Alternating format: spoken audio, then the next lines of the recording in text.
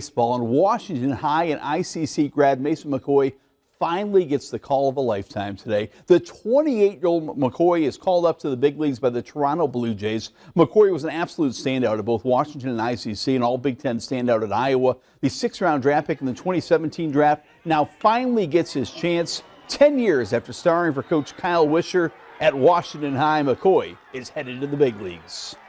Oh, it's a huge day for him and his family. I mean, we've been expecting it for a long time. It just hasn't happened, and I'm excited for him, and I just hope he goes up there and tears it up and makes a name for himself.